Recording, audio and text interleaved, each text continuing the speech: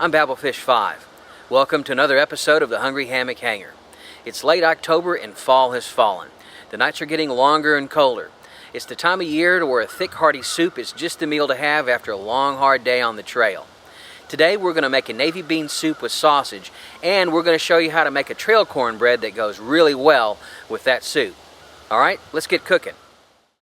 The shopping list for today is 2 cups of navy beans soaked overnight in clean water, 2 white onions that have been finely diced, 1.5 pounds of Polska kielbasa that has been split and cut into 1/4-inch slices, 1 cup of chopped flat parsley, 2 pounds of white potatoes that have been washed, peeled, and quartered, 6 to 8 cloves of chopped garlic, 6 to 8 cups of chicken broth, 1.5 tablespoons of salt, and a teaspoon of black pepper. Put your navy beans into a Dutch oven. Add 6 cups of chicken broth. Add your salt and pepper. Stir really well. Cover and simmer over low heat for 2 hours. While your beans are cooking, boil your potatoes for about 20 minutes in salted water. Then mash them really well in a bowl and set aside.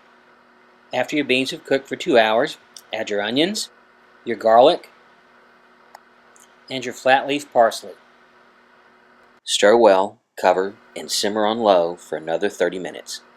After 30 minutes, stir in your Polska kielbasa.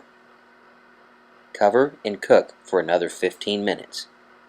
After 15 minutes, mix in your mashed potatoes and stir very well. Simmer uncovered on low heat for another 20 to 30 minutes. Or until your bean soup is very thick. Take your bean soup off the heat, cover, and let it sit for about 30 minutes. Put your bean soup on a fruit roll tray if you're using a dehydrator, or on a cookie sheet if you're using your oven to dehydrate. Dehydrate at 160 degrees for 10 to 12 hours.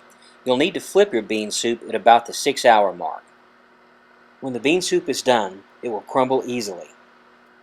This recipe makes 8 very hearty 2-cup servings. Trail cornbread is easy to make, and it's great to carry on the trail. I always carry this with me. It goes really well with your navy bean soup and your chili mac and your chili and on its own, and well, you get the picture. Bake 2 or 3 packages of your favorite cornbread mix. It's best to use a rectangular baking pan for this. Cut your cornbread into squares, remove them from the pan, and move them to a plate. Then split those squares in half. You're going to want the cornbread to be about a 1/2 inch thick. Then put your cornbread slices onto a dehydrator tray and dehydrate at 145 degrees for about 4 hours. Your finished cornbread is going to be very hard and crisp. It's going to have the consistency of a crouton, only taste much better. If you decide to make the cornbread, put a couple of pieces in the bottom of your pot. Then add your serving of bean stew on top of the cornbread.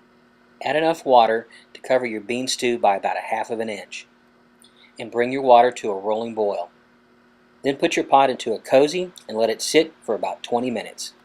After 20 minutes, give your bean stew a good stir and enjoy the beany goodness. This navy bean soup is a great meal to carry on the trail with you. It's very flavorful and hearty. And the cornbread in it just takes it over the top. You can make it as thick or as thin as you like. I like mine with a little hot sauce in it. Just a little. Usually for me it's time to stop when people start looking at me like I'm nuts. And that would be... yep, that's it. That's the look I'm looking for. Whether you're backpacking or prepping for the zombie apocalypse, dehydrating your own meals is cheap, easy, and fun. And you can do this. Come on, give it a try. You'll be glad you did. You can find this recipe and others on the Hungry Hammock Hanger website. Also, you can find tips and tricks on how to make your own dehydrated meals. You can follow the show on the Facebook Hungry Hammock Hanger page, or you can follow me on Twitter. If you like this video, please give me a positive rating. Thanks for watching, and I'll see you next time.